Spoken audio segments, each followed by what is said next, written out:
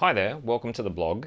Today we're going to be looking at the loop trimmer and the region looping functions, and specifically how these features, which were originally developed for music, can be used in industries other than the music industry, for example post-production with ambience beds and things like that. So the example I've got in front of me today is exactly that. It's an ambience bed here. We've got some airport ambience. And I know that I need to lay this up and loop it to make up a scene for, say, 2 minutes of ambient bed.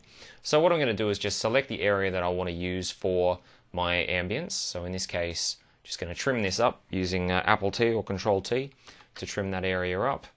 I'll spot this back to my location here at the start of my region, just simply with start click on there. And then from there, I'm going to loop it using the Option Start L or Option Apple L to loop my region. So here we go to set it up for, say, let's give it 4 minutes for the heck of this. I've got a crossfade enabled, which is one of the benefits of this particular feature, 30 milliseconds equal power. I'll loop that out, and there's my 4-minute loop. So I have a listen to that.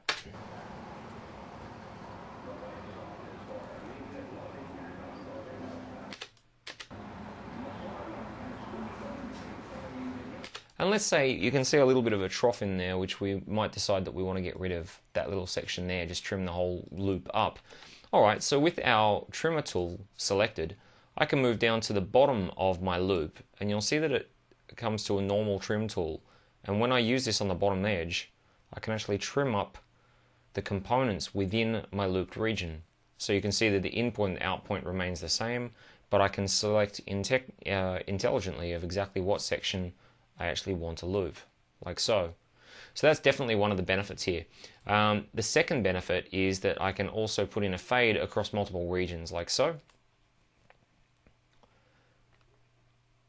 And once we've done that, we can actually nudge our fades around, and it will simply add extra iterations of the loop to extend our ambience beds earlier or later as required. Last but not least, when we come down here to select any of our regions here, rather than using repeat or duplicate, if I use the grabber tool to grab any of these regions, you'll see that it will behave all as one region. So it does make it easier when you need to select just a selection on screen. It will grab the whole looped area and behave intelligently like that. The final thing, I'll just point out that if you do need, for some reason, to break up your loop and select just an individual iteration of the loop, it's quite easy to do by just moving the grabber down on top of the loopback symbol. When you do that, it allows you to select a single region within the loop rather than the default behavior, which is the entire looped area.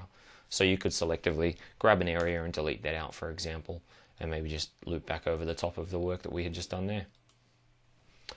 Alright, well that concludes a little bit of a few tips and tricks on the loop trimmer and region looping. I hope that's useful, and I'll talk to you all, no doubt, very, very soon. Thanks.